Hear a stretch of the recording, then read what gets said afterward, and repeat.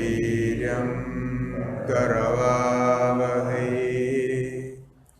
तेजस्विनावधीतमस्तु मा विद्विषावहै। ॐ शान्ति शान्ति शान्ति। ॐ कपिलाय नमस्तस्मै येनाविद्योदतौ जगदिमग्ने कारुण्यात् साङ्ख्यमयी नौरिव विहिता प्रतरणाय। ॐ शान्ति शान्ति शान्ति। श्री सद्गुरु महाराज की जय। प्रकृति का जो कार्य है उसमें तत्व सर्ग और बोध सर्ग और भाव सर्ग, ये तीन प्रकार के सर्ग प्रकट होते हैं। उसमें तत्व सर्ग उपादान की दृष्टि से तत्व सर्ग है, और भाव सर्ग जो तत्व उत्पन्न हुए हैं उसमें धर्माधर्मादि के संबंध में जो प्रकट होता है, ये बुद्धि से संबंध करके। और बोध सर्ग दोनों सूक्ष्म और स्थूल दोनों प्रकार के जो कार्य है का शरीर है उसके संबंध में कहा गया था। तो कल हम इस पर विचार किए, यहाँ जो बोध सर्ग होता है उसमें कौन से गुण से क्या भाव उत्पन्न होगा, जो हमारे साधन की दृष्टि से सत्वगुण प्रधान और तमोगुण प्रधान और रजोगुण प्रधान, तो इनका ब्रह्मादि लोक से संबंध माना।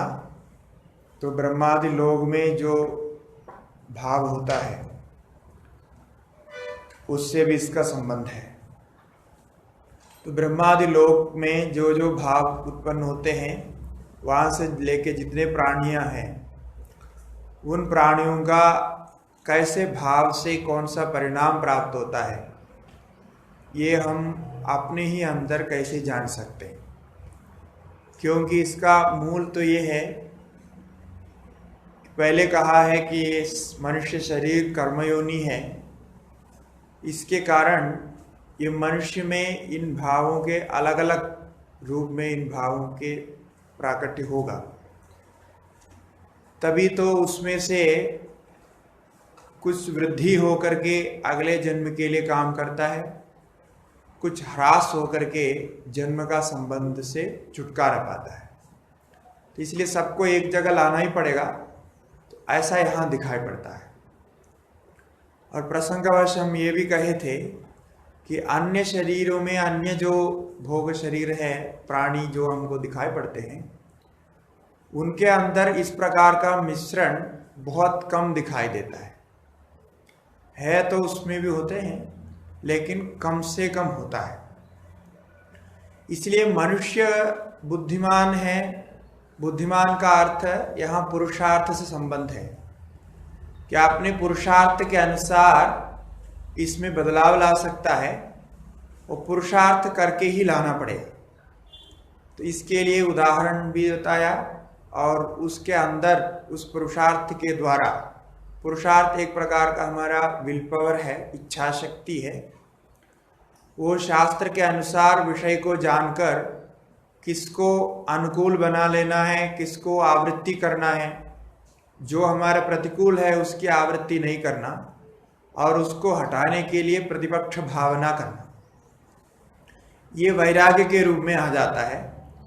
इसलिए वैराग्य, अभ्यास और वैराग्य जो साधन कहे गए हैं, ये केवल हमारे शास्त्र इसी के लिए नहीं है, बाह्य भौतिक सिद्धियों के लिए भी, सभी के लिए ये दोनों की जरूरत होती है।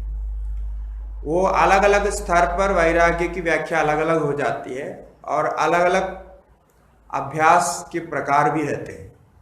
इसमें इसका सारा विस्तार से हम पतंजलि योग दर्शन में विचार किए हैं और यहाँ केवल वैराग्य के लेकर के विस्तार किया था, वैराग्य कैसे कैसे काम आता है पीछे के लिए। किंतु योग सूत्र की व्याख्या में हम पूरे शमदमादि जितने भी साधन हैं, हर एक साधन के संबंध में, वो साधन कैसे परिणत होता है, वो साधन को क्यों कहा गया, कितनी महत्व है वो, और वो कैसे परिणाम को अपने बुद्धि में लाता है, और कौन से साधन किस प्रकार से आपके अंदर का एक दोष को बदलता है और जिससे आपको आगे फायदा होगा, ये सब विस्तार से बताया है। और जो लोग पहले उस व्याख्या को नहीं सुने हैं तो वो उनको सुन ले, उसको रिकॉर्ड करके रखा है, तो उसमें आपको ये सारे स्पष्ट हो जाएगा।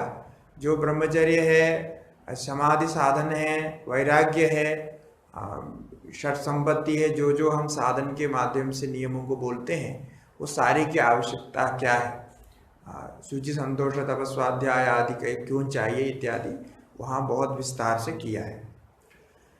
और यहाँ जो है इसमें एक बात और इसमें संबंध बताना है।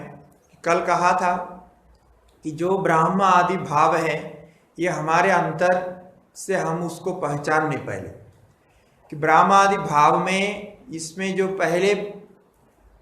पहले भाव है, जैसे ब्राह्म आदि से संबंध करके आर्ष भाव, आर्ष सत्व, ब्राह्म सत्व इत्यादि जो कहा गया, तो पीछे पीछे से जो आगे पहले वाले हैं, उसके तरफ हमें अपनी वृत्ति को बढ़ाना है, उस वृत्ति की दृढ़ता उसी में लाना है।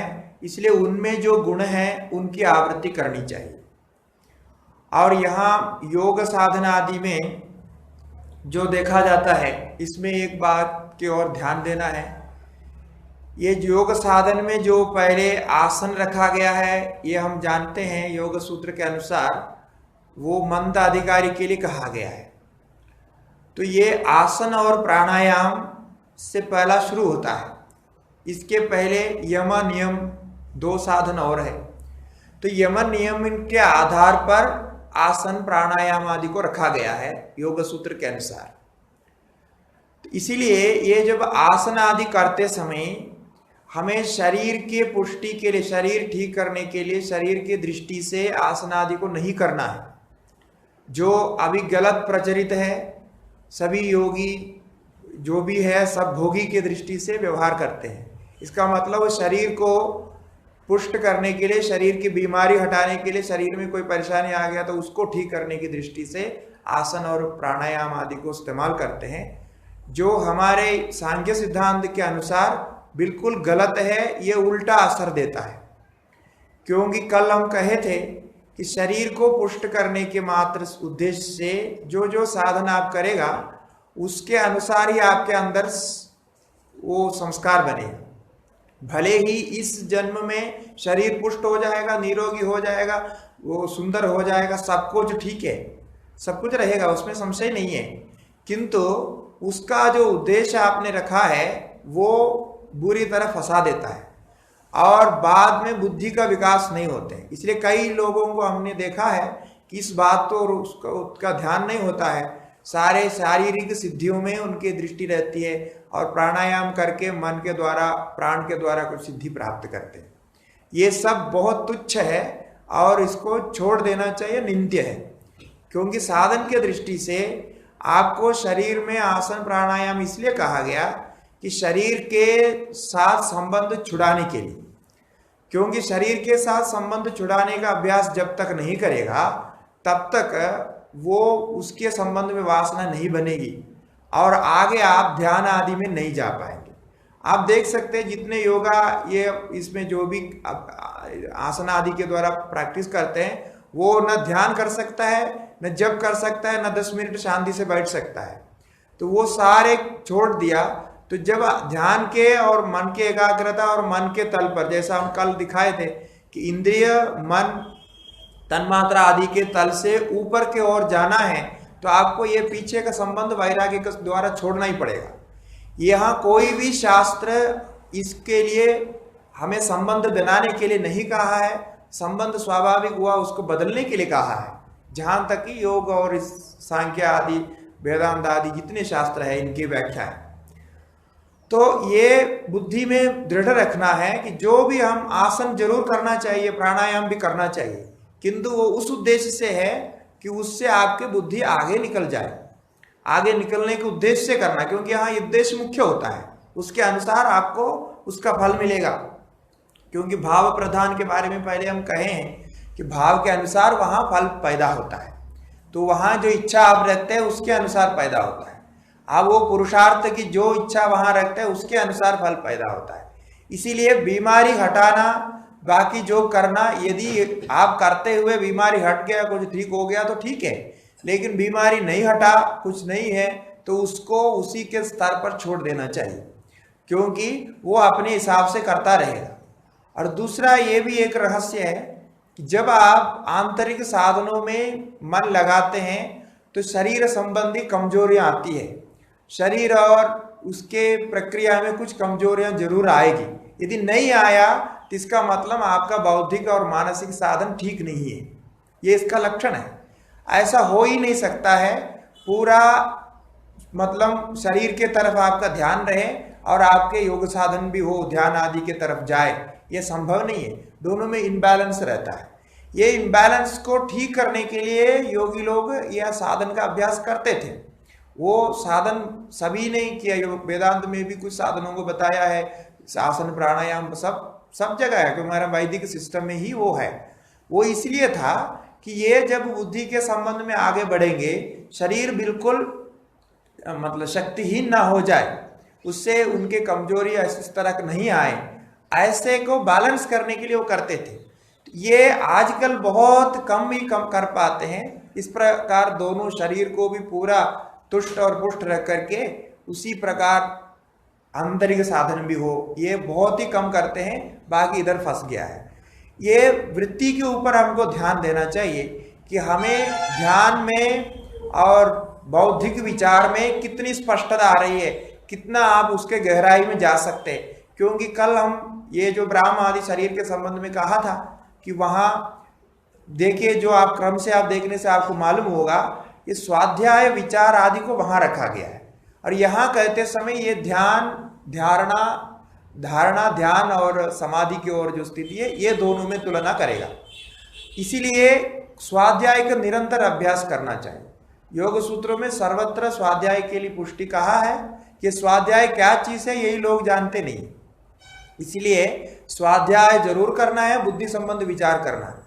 और उसमें भी जो स्वाध्याय आप करते हैं, आपको समझ में आया नहीं आया कोई बात नहीं, उसको याद करना है, रिपीट करना है। जितने बार आप रिपीट करेंगे, जितने बार अभ्यास करेंगे, याद हो ना हो, वो अभ्यास आपको वैसे संस्कार को बनाएगा। वो आप समझने नहीं समझना कोई बात नहीं। जो हम वेद पाठ का अभ्यास करते हैं, सूत्रों का अभ्यास करते हैं, श्लोकों का अभ्यास करते हैं, तो रोज जो है आप स्वाध्याय के संबंध में पाठ करते हुए श्लोक को रटने के और बार बार आवृत्ति करने की, स्मृति होना नहीं होना कोई बात नहीं, आप बार बार आवृत्ति करिए, इसका संस्कार अलग बनेगा। इसी प्रकार जब निरंतर आवृत्ति करना चाहिए। ये सब मन से ऊपर के जितने साधन हैं उसको आप अपनाने से ही आपको फायदा होगा। ये कल जो विचार किया तो उसका सारा अर्थ ये है। और नीचे के शरीर के संबंध में जितने आपके गहराई से विचार होंगे, जितना शरीर के ऊपर ध्यान देंगे, आप देखना ये संस्कार आगे शरीर के लिए संबंध करता है। इसको हम वहाँ यम नियम आदि के संबंध में कहते समय वहाँ बताए हैं। यहाँ जो विचार आपके जितने दृढ़ होते हैं उसका संस्कार बनेगा, ये तो बता दिया है। तो जितने आप उसके ऊपर ध्यान देंगे उतना आपका उधर विचार बनेगा, उसके संस्कार बनेंगे। तो शरीर को बिल्कुल अनदेखी करना ये कहने का तात्पर्य नहीं है, किंतु शरीर को जैसे हमारे साधन की आवश्यकता है, स्थिति है, उससे बनाए रखना। ऐसे ही हमारे पूर्व साधकों ने सभी ने किया है। कोई भी शरीर को पुष्ट तुष्ट करने के लिए अपने पूरा जीवन नहीं व्यतीत किया। ऐसा व्यतीत करने से वो मूर्खता होती है, वो अन्य प्राणी की ओर जाता है और अन्य प्राणी की ओर संस्कार बना देता है। और एक रहस्य इसमें यह है कि हमारा जो नियम जितने भी शास्त्रों में कहे गए हैं, ये सारे नियम हमारे स्वाभाविक प्रवृत्तियों को रोकने के और रुकावट डालने के लिए है। इसका मतलब उसका प्रतिसंधान करके उसके प्रतिपक्ष भावना लाने के लिए। जैसा उदाहरण के लिए अभी ब्रह्मचर्य बोला, ये ब्रह्मचर्य ऐसा है कि आपको लगता है ब्रह्मचर्य ऐसे, ये आजकल बोलते हैं बायोलॉजिकली वो प्रॉब्लम है, फिर वो करना चाहिए, बायोलॉजिकली स्वाभाविक होता है, उसको रोकना नहीं चाहिए, फिर उससे बीमारियां होती है, ये सब कहा है वैद्य शास्त्र में, आयुर्वेद शास्त्र में, सब इसके बारे में कहा है। किंतु हमारे शास्त्रों का ब्रह्मचर्य पालन के कड़े नियम का कारण क्या है? आप देखना, जो आपको शरीर होना है उसमें बताया गया है कि ये माता पितृ जो शरीर होते हैं वो संबंध से, संभोग संबंध से होता है, और सूक्ष्म शरीर में भी उस प्रकार के संभोग संबंध है। तो जब आप यहाँ संभोग संबंध को रोकने के प्रयास जानबूझकर करेंगे तो यहाँ से आपको डिस्कनेक्शन के ओर जाएगा। एकाएक नहीं होगा, किंतु ये अभ्यास आपको आगे करने के लिए प्रेरणा देंगे। ये क्योंकि ये एक हमारे बिल्कुल शरीर से जुड़े हुए और खान पान से जुड़े हुए सारे संबंध है। इसी प्रकार खान पान के जो स्वाद अस्वाद को देखने की जो प्रवृत्ति कहें, वो भी इस दृष्टि से है, क्योंकि स्वादिष्ट खाना खाना सभी प्राणियों के लिए समान होता है, उसमें कोई अंतर नहीं है। तो आपको जो बुद्धि दिया गया है, जानबूझ करके वो स्वादिष्टों को त्याग करके वो खाने की ओर, क्योंकि खाने के संबंध में आपने जोर के मतलब तीव्र उसका इच्छा बनी रही, तो जरूर उसी के संबंध में आपको भोग लेना पड़ेगा। वो भोग लेने के लिए उसी के संबंध में शरीर में जाना पड़ेगा। तो वो शरीर लेके बिना आप उसको पूरा नहीं कर पाएंगे, इसीलिए उसको रोकने के लिए कहा है। कोई खाना खाए अच्छा लगे, उससे कोई हमारे ऋषि मुनियों को कोई दुश्मनी नहीं है कि कोई बढ़िया खाना खाए तो उसमें क्या होता है। तो ये सारे हमारे ऋषि मुनियों ने रखा है। जो पतंजलि है हमसे ज्यादा जानते हैं, जो कपिल मुनि है उनकी परंपरा है, ये सब हमारे ज्यादा जानते हैं। भगवान स्वयं इसके बारे में कहा है। वो जैसे समाजवादी, समवादी और बायोलॉजिकल नॉलेज उनको नहीं था क्या? तो ये जितने भी आए हैं वो सारे बिना नॉलेज के हैं और हम बड़े नॉलेज के हो गए। तो ऐसा जो भी वाद चलता है, इसलिए मैं कह रहा हूं कि ये सारे आपके, जैसा हम कल परसों जो विचार किए थे उसके विरुद्ध देने वाले विचार है ये सारे। तो आपको भी लगता है बात सही है, बायोलॉजिकल फैक्ट है, इसको क्यों बदलना है? ये बदलने के लिए ही नियम कहा गया है और आपको जरूर बदलना पड़ेगा। बदलेगा तो आप इंद्रिय आदि के संबंध से ऊपर की ओर चिंतन करेंगे, इंद्रिय दूसरे की ओर मोड़ेगा। इसीलिए कश्चित धीरः प्रत्यगात्मानमयश्चित् आवृत्त चक्षु अमृतत्वम् इच्छति, ये कहा गया है। तो ये विचार को आप इसी को मूल के रूप में बनाए रखिए। आपको सारे शास्त्र में, मैं गारंटी के साथ कह सकता हूं, ये सारे शास्त्र में जितने नियम बताए हैं, जितने आपको पालन करने के लिए कहे हैं और जितने साधन बताए हैं, सबका आपको सार समझ में आएगा। और ये आपने मिस किया, इसको नहीं लिया, आपने बायोलॉजिकल और मानसिक इस सब स्वभाव से होता है, ये बोलना, ये करना, ये सब स्वभाव है। क्या होता है? क्रोध आता है, ये भी स्वभाव है। काम आता है, ये भी स्वभाव है। लोभ आता है, ये भी स्वभाव है। फिर क्या स्वभाव नहीं है? सब स्वभाव है। तो स्वभाव है, हम वो ही कर रहे हैं। हम क्या कर रहे हैं? उन्होंने गाली दिया तो मुझे गुस्सा आ गया, हमने कर दिया, तो ये भी हो गया। तो स्वभाव करके सबको माना है। तो आपका फिर ये कोई साधन करने की आवश्यकता नहीं है और शास्त्र पढ़ने की भी आवश्यकता नहीं। आप स्वभाव से मानते रहो, करते रहो, क्या है, कौन रोकने वाला कोई नहीं है। तो इसीलिए वो विचार जो है बहुत प्रचलित, बहुत गलत ढंग से प्रचलित हुआ है, इसको रोकना है साधक है। तो क्योंकि उस दृष्टि से हमारे शास्त्र प्रवृत्त हो रहा है। और किसी को कोई ढंग से किसी प्रकार परेशानी करने के लिए, कोई व्यक्ति को परेशान करने के लिए, कोई समाज को परेशान करने के लिए या कोई वर्ग को परेशान करने के लिए, ऐसा कोई उद्देश्य हमारे ऋषियों का नहीं है, जहां तक अभी शास्त्र का विषय है। बाकी जैसे जैसे व्याख्या करते हैं वो अपने अनुसार व्याख्या करते हैं, किंतु इसको समझना चाहिए। और एक और रहस्य इसके विषय में और है कि ये पहले दिन या दूसरे दिन हम इसके बारे में चर्चा किए संक्षिप्त में, कि ये जो जितने दुनिया में पदार्थ बने हैं, प्रकृति के जो जो कार्य हुए हैं, ये सारे कार्य का परस्पर संबंध है। परस्पर संबंध तो कई प्रकार बता सकते हैं। परस्पर संबंध का अर्थ एक दूसरे पर आश्रित है, एक दूसरे किसी से किसी प्रकार का फायदा लेता है, वो चेतन हो जड़ हो इसमें कोई फर्क नहीं। एक तो परस्पर संबंध का एक कारण मुख्य है, सभी त्रिगुण से बने हुए हैं, एक तो आप जानते हैं ये सारा संबंध है, और दूसरा महत्त्व से लेकर के जो भी परिणाम हुआ सभी में तत्त कारणों की वृद्धि ह्रास आदि उच्च नीच भाव है। मतलब त्रयोदश कारणों का अलग अलग ढंग से परिणाम है सभी वस्तुओं में। इसमें क्या रखा गया है, जिसका जो परिणाम नहीं है उसको दूसरे में आश्रित करके रखा गया है। आप देखने से आपको मालूम हो जाएगा, जिसको जो आप जिसका वेस्ट समझते हैं, इनके प्रकृति के परिणाम के अंदर कोई भी चीज वेस्ट नहीं है। वेस्ट शब्द का प्रयोग ही नहीं कर सकते आप। वो एक परिणाम से दूसरे परिणाम में जाना और एक परिणाम होने के बाद जो शेष बचता है वो दूसरे परिणाम के दूसरे के लिए वो काम आता है, इसीलिए वेस्ट नहीं है। जैसे ये संबंध को आप देखेंगे तो जैसा वायरस है, बैक्टीरिया है, जो छोटे छोटे प्राणी है जो आपको दिखाई नहीं पड़ता है और आप समझते हैं वो सब है ही नहीं, ऐसे प्राणी ही आपको शरीर को मदद कर रहा है। ऐसे प्राणी आपके शरीर में पूरा व्याप्त है।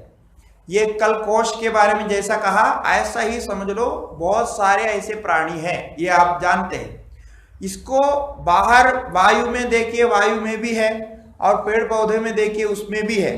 पेड़ पौधों को भी बहुत सारे बैक्टीरिया की जरूरत पड़ता है, जो सारे जीव कहे गए हैं, प्राणी के लिस्ट में रखा गया है, और उन पेड़ों से भी प्राणियों को फायदा होता है। इसमें सबसे बड़ी देखिए कैसे भगवान की कलाकारी में सबसे आप महत्वपूर्ण देख सकते हैं कि जो पेड़ों का और जीवों का संबंध में, क्योंकि ये दो अलग अलग प्रकार के प्राणी हुए, जो पेड़ पौधे हैं जिनमें त्रयोदश कारणों का बहुत सूक्ष्म परिणाम है, और प्राणी है जिनमें त्रयोदश कारणों का थोड़ा और विस्तार से परिणाम है, बाकी में तो है। अब उसमें क्या देखा है, कैसे उसका संबंध रखा है। देखिए जैसे हम लोगों को ऑक्सीजन की जरूरत है, प्राणियों की, प्राणी ऑक्सीजन के बिना नहीं जीते हैं, उनका पूरा जीवन ऑक्सीजन पर आधारित है। खाना पीने के विषय में हो या श्वास लेने के विषय में हो, खून के विषय में हो, शरीर की पुष्टि के विषय में हो, ह्रास के विषय, कुछ भी ले ले, वो सारे ऑक्सीजन से संबंध है। वो ऑक्सीजन किससे प्राप्त हो रहा है, वो पौधों से प्राप्त हो रहा है, ये हमारे शास्त्र बताता है। तो ये जो पेड़ पौधे हैं वो ऑक्सीजन छोड़ देते हैं, वो उनके लिए वेस्ट है, और आप अपने शरीर से कार्बन छोड़ देते हैं, कार्बन डाइऑक्साइड छोड़ देते हैं, ये कार्बन डाइऑक्साइड उनके लिए आवश्यक है। अब देखिए इससे ज्यादा इन दोनों का परस्पर आश्रय संबंध और क्या कह सकते हैं आप। ये बहुत मतलब यहां जो आप किसी भी चीज को ले लीजिए ऐसा ही मिलेगा आपको, इसके बिना और उन्होंने रखा नहीं है। जो आप वेस्ट समझ रहे हैं आपके शरीर से बाहर जा रहा है, जो आपका अभी इस समय काम का नहीं है, वो वही चीज पेड़ पौधे लेकर के आपको फिर वापस ऑक्सीजन दे रहा है। मतलब उसको उन्होंने कहां वेस्ट किया, कुछ नहीं किया, कहीं कुछ किया नहीं। तो यही सिद्धांत पूरा प्रकृति का विकार का संबंध में है। इसमें कोई ननुनच नहीं करना चाहिए। इसका आप जब तक आप विज्ञान के विषय में देखें, विज्ञान प्रयास कर रहा है, बहुत समय लगेगा ये सारे उनको डेवलप करके बाहर लाने में, किंतु हम आशा कर सकते हैं एक न एक दिन ये सारे डेवलप करके लाएगा। जब ये डेवलप करके लाएगा तो ये दुनिया ही बदल जाएगी। जो कुछ आपको यहाँ दिखाई पड़ रहा है, जो सुख दुख भ्रम मोह जो कुछ होकर के लोग स्वयं परेशान हो रहे हैं, इसका सब उत्तर मिल जाएगा, इसका समाधान हो जाएगा। और जो योग शास्त्र में जितने परिणाम को लेकर के सिद्धियां बताई है, आज कोई योगी उसको प्रैक्टिस नहीं कर रहे, क्योंकि आजकल के योगियों का केवल नाम रह गया, वो उनका उद्देश्य कुछ और होता है। अपने मान अभिमान सम्मान इसके पीछे जाते हैं, वो कोई मतलब के नहीं होते। इसीलिए उसको सब उन्होंने एक प्रकार से मिस्टिज्म बना के रखा है। ये सब मास्मरिक विद्याएं हैं, वो आपको जो है ऐसे ही लुभाने के लिए रखा गया है। ऐसी ऐसी व्याख्या बड़े बड़े लोग भी करते हैं, लेकिन बिल्कुल गलत है, क्योंकि उनको ये मूल सिद्धांत का आधार नहीं है, ना उनको यदि साइंस का थोड़ा बहुत बैकग्राउंड होता तो साइंस का बैकग्राउंड के आधार पर भी कुछ हद तक समझ सकता है उसको, किंतु सांख्य का यदि सम्यक प्रकार से अध्ययन है तो वो पूरा योग शास्त्र का तत्व समझ में आएगा, क्योंकि वहां कोई कल्पना नहीं है। हम कई बार उसको वहां कहा है, सारी कल्पनाएं मानते हैं, कोई कल्पना नहीं है, वो सारे परिणाम के विषय है, लेकिन अलग अलग स्तर के परिणाम के विषय है। इस प्रकार इस सारे संबंध को समझना चाहिए। इसलिए हमारा पूरा उत्तरदायित्व तो ये बनता है कि हम जितना हो सके शरीर में, मन में जो चेष्टाएं होती है उसको शास्त्र संबंध से, अस्वाभाविक जो शास्त्र जो नियमों को पालन करने के लिए बोल रहा है, जिन वृत्तियों को बना करके संयम बनाने के लिए बोल रहे हैं, वो जहां तक हम हो सके उसका अनुपालन यथावत करें, और उस स्थिति में करने पर आपको होगा। उसमें मुख्य रूप से ये जो बुद्धि संबंधी जितने कार्य है, बुद्धि संबंधी कार्य का अर्थ है बुद्धि के द्वारा जितने अभ्यास है, क्योंकि शारीरिक अभ्यास का शारीरिक हद तक है। आप देखना, आप कोई आसन में अपने को सिद्धि किया, आसन सिद्धि जो किया उसका सीधा असर कभी भी मन में नहीं आता है। मन में उससे क्या आता है, एक स्थिरता की बुद्धि आती है, एक स्थिरता मात्र आता है। आसन सिद्धि में जितने भी कहे गए हैं या आपके शारीरिक बल के बारे में जितने कहे गए हैं, ये सीधा मन को असर नहीं करता है। मन में शारीरिक बल, शारीरिक सिद्धि, आसन सिद्धि या प्राणायाम सिद्धि कुछ भी कहिए, ये केवल मन को स्थिर करने के लिए काम करते हैं। बाकी आपने पद्मासन को सिद्ध किया कि वृक्षासन को सिद्ध किया कि शीर्षासन सिद्ध किया, ये मन को सीधा कोई संबंध नहीं करता। शीर्षासन सिद्ध करने वाले का मन कुछ और हो जाएगा, ऐसा नहीं होता है। केवल उसको स्थिरता प्राप्त होती है। वो स्थिरता के लिए शरीर संबंध चाहिए, उसमें कोई डाउट नहीं है, किंतु उससे फायदा इतना ही मिलता है। आप वृक्षासन सिद्ध करके ऐसा कुछ संस्कार बनाएंगे तो उस प्रकार के स्थिति में आपका संस्कार उसी के ओर जाएगा, शरीर के ओर संबंध करेगा, मन के ओर नहीं जाएगा। तो उसमें से वो स्थिरता प्राप्त होती है, इतना ही उसके फल के रूप में शास्त्रों में कहा गया है। वो स्थिरता से आप आगे चिंतन कर सकते हैं, इंद्रियों का संयम कर सकते हैं। इसलिए इंद्रिय संयम, विषय संबंध और उसमें हमारे पुरुषार्थ का भाव, यही सारे तत्व का, सारे सृष्टि का ये सार है, जो आध्यात्मिक सृष्टि, आदि भौतिक सृष्टि, आदि दैविक सृष्टि, तीनों का संबंध में इसको कह सकते हैं। इसमें जन्म पुनर्जन्म सब इसी के अंतर्गत आता है। एक शरीर छोड़ देते, दूसरे शरीर को पकड़ते हैं, उस प्रकार की प्रक्रिया यहाँ चलती रहती है। इसीलिए यहाँ जो विचार किया था कल तक, उसका एक मतलब सामान्य बात को बता रहे हैं कि शरीर कहाँ तक व्याप्त रहता है। यहां से लेकर के आपके 60वां श्लोक तक इस प्रकृति और प्रकृति के विकारों में जो विचार किया गया है उसके सामान्य बातें बता रहे हैं कि ये प्रकृति क्यों काम करती है और इससे क्या फायदा होता है और क्या उद्देश्य से काम करती है, और इसमें लिंग शरीर क्या करता है, सामान्य बातें उसके बता रहे हैं।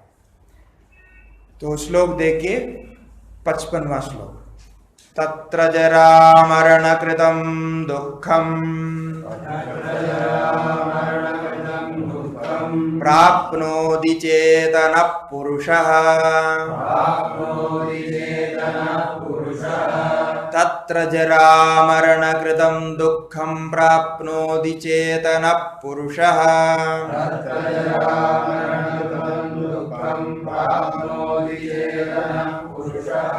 लिंगस्य विनिवृत्ते तस्मात् दुःखं स्वभावेन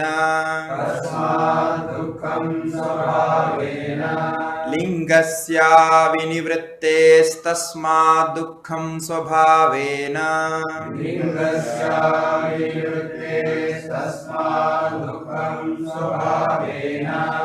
सो ये हम शुरू किए थे, दुख त्रय का विघात होता है, दुख त्रय की विनिवृत्ति करने के लिए शास्त्र की प्रवृत्ति है। तो कहते हैं ये जो सर्ग है, जितने प्रकार के भी बताए गए हैं, सर्ग मनोत्पत्ति, ये दुख रूप है और उसके दुख रूपता का ये कारण है। क्या कारण है? कि ये है कि तत्र इन शरीरों में जो सृष्टि हुई है, उन शरीरों में लिंगस्य अविनिवृत्तेः, लिंग शरीर विनिवृत्त नहीं होने के कारण, तत्र लिंगस्य अविनिवृत्तेः, विनिवृत्ति नहीं होने के कारण चेतनः पुरुषः जरामरणकृतं दुःखम स्वभावेन प्राप्नोति। ये स्वभाव से उनको प्राप्त होता है, ये कह रहे हैं। तो जरा मरण कृत दुख होता है, जब तक शरीर नहीं है आपको दुख का अनुभव नहीं होता है। शरीर संबंध से दुख होता है, और शरीर में भी जो दुख अनुभव का कारण सर्ग होता है, और सर्ग का संबंध लिंग शरीर से है। इसलिए कहा जरा मरण कृतम प्राप्नोति चेतना। चेतन पुरुष को जरा मरण कृत दुख प्राप्त होता है। कहा ये चेतन पुरुष को प्राप्त होना पहले जैसा कहा वो संयोग न्याय से है। वो वास्तव में चेतन को कुछ भी प्राप्त नहीं होता है, वो सारे अचेतन को ही हो रहा है, बुद्धि में ही हो रहा है, किंतु उसके साथ संबंध करने पर उसी में उसको आरोपित किया जाता है। कि जैसे प्रकाश का संबंध स्फटिक में होने से वो स्फटिक प्रकाशित हो रहा है ऐसा कहा जाता है, और जल आदि को जो शुद्ध जलादि है उसमें प्रतिबिंब पड़ने पर वो जल में जो दिखाई पड़ता है उसका जल का ही माना जाता है। इस प्रकार चेतन का संबंध से वो चेतन में जो प्रतिबिंबित हो रहा है सब चेतन का मान हो जाता है। ये पहले श्लोकों में हम कहे हैं, उसको विचार करना चाहिए। 20वां श्लोक के लेकर के जो संयोग के विषय में कहा है, क्योंकि यहाँ स्वरूप स्थिति दोनों के अपने अपने हैं, और स्वरूप स्थिति में कोई संबंध नहीं होता है, और किन्हीं वस्तुओं का दो स्वरूप अलग अलग है, तो उन्हीं वस्तुओं का कभी भी वास्तविक एकता संयोग नहीं होता है। संयोग एक अत्यंत निकट सान्निध्य मात्र है तारतम्य भाव से। किसी में ज्यादा है किसी में कम है, वो अत्यंत निकट सान्निध्य को हम संयोग कर देते हैं। वस्तु वहां अलग ही होती है। इसके लिए अग्नि और ये जल आदि का दृष्टांत दिया। जल में अग्नि का संयोग होने पर जल गर्म हुआ जैसा हो जाता है, किंतु उसमें अग्नि तत्व की उष्णता स्वरूप और उसके जो भी उपादान हैं वो अलग है, और जल के जो शीतलता स्वरूप और उसके जो उपादान है वो अलग है।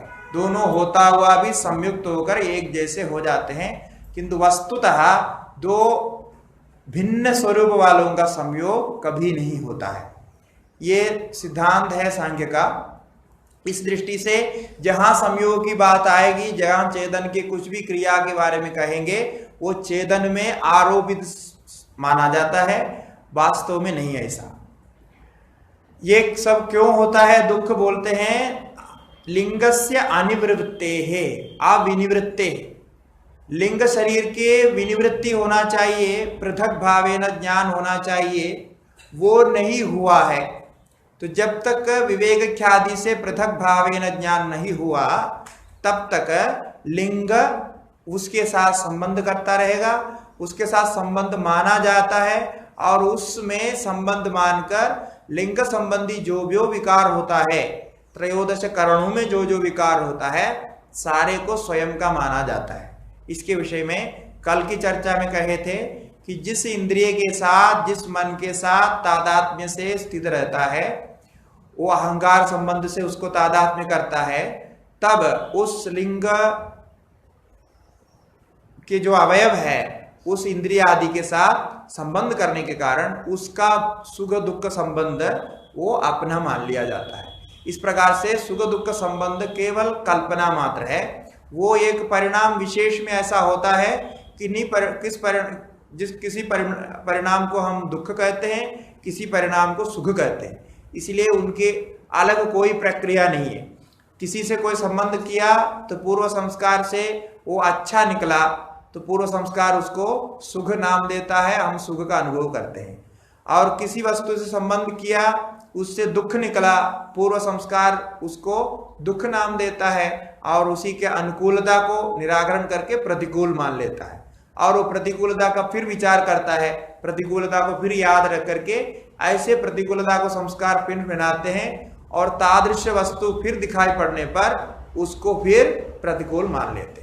यही मात्र प्रक्रिया चलती रहती है, बाकी वास्तव में कुछ भी नहीं होता। तो सुख दुख दोनों ही कल्पित है इस दृष्टि से।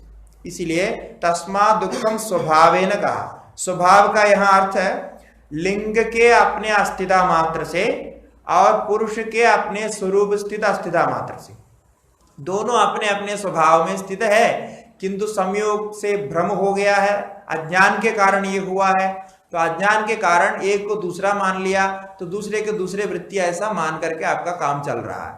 तो ये जब ये आप विभाजन करना शुरू करेंगे, जब आपका वैराग्य वहां काम करना शुरू करेंगे, तब आपको ये विभाजन का विवेक का ज्ञान होगा, तब वहां तत्त संबंधित दुख सुख दुख समाप्त हो जाता है। इसलिए ये सामान्य प्रक्रिया को कहा कि दोनों अपने अपने स्वरूप में स्वभाव में स्थित रहते हुए सुख दुख का कर्ता भोक्ता बनते हैं। इसको योग सूत्र में दृष्टा दृश्य मात्र शुद्धो भी प्रत्ययानुपश्य ये कहा, स्पष्ट रूप से वहां कहते हैं कि दृष्टा तो दृश्य मात्र, दृश्य स्वरूप मात्र है, वो स्वयं कुछ करता नहीं। दृश्य स्वरूप का अर्थ यहाँ चित मात्र है, चिन्मात्र पुरुष है। ऐसा शुद्ध अपि, उसमें कोई राग द्वेष आदि का संबंध नहीं है, कोई पुरुषार्थ का संबंध नहीं है, पूर्णतया शुद्ध है। शुद्ध का अर्थ क्या होता है? मतलब जो वस्तु का जो स्वरूप है उससे अतिरिक्त तत्व का उसके साथ संबंध हो गया तो उसको हम अशुद्ध कहते हैं। जिसका जैसा लक्षण हमने जान लिया उससे अतिरिक्त लक्षण संयोग संबंध उसका हो गया तो उसको अशुद्ध मानते हैं। शुद्ध और अशुद्ध की और कोई व्याख्या नहीं है। जो जिस स्थिति में है उस वस्तु को वैसा जान लेना उसकी शुद्धता है। जैसा पानी है तो पानी जान लेना उसकी शुद्धता है, और दूध है तो दूध को दूध जैसा जानने उसकी शुद्धता है। उसमें दूध में पानी, पानी में दूध, दोनों का मिश्रण लक्षण हो गया तो वो दूध भी अशुद्ध है, पानी भी अशुद्ध हो गया, ऐसा माना जाता है। इसीलिए वस्तु के तत्त स्वरूप की स्थिति जब जैसे स्थिति में है उसको वैसा ही रहने से उसको शुद्ध कहते हैं। पुरुष का अपने स्वरूप को कभी वो त्यागता नहीं। आप पुरुष के स्वरूप को बदलना चाहे तो भी नहीं बदल सकता, न प्रकृति का स्वरूप को आप बदल सकते। इनके सिद्धांत के अनुसार दोनों बदलने वाले नहीं है स्वरूपतः, और दोनों नित्य है। तो उसमें जो स्वरूपतः नहीं बदलने वाले जो अपरिणामी नित्य पुरुष है उसका शुद्ध हो भी उसका स्वरूप वैसा ही रहता हुआ प्रत्यय अनुपश्य, प्रत्यय को देखता है। जब रिफ्लेक्शन होता है उसको देखता जैसा है, वास्तव में वो देखता भी नहीं है। देखने की क्रिया वहां उसको प्रकाशित करना मात्र ही देखने की क्रिया है। जैसा सूर्य प्रतिबिंब रूप से रिफ्लेक्ट होता है, वही सूर्य का प्रकाश रूप से हमको दिखाई पड़ता है, वैसा ही आत्मा का जो स्वरूप है वैसा ही वो रिफ्लेक्ट होने पर वो कुछ चैतन्य रूप से, वृत्ति रूप से, ज्ञान रूप से दिखाई पड़ता है। इत्येष प्रकृतिकृतो महदादिविशेषभूतपर्यन्तः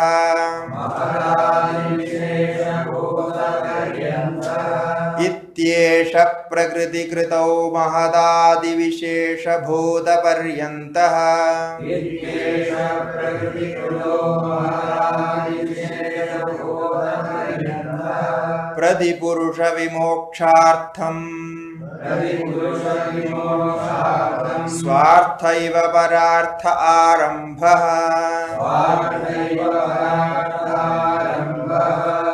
प्रतिपुरुष विमोक्षार्थं स्वार्थैव परार्थ आरम्भः।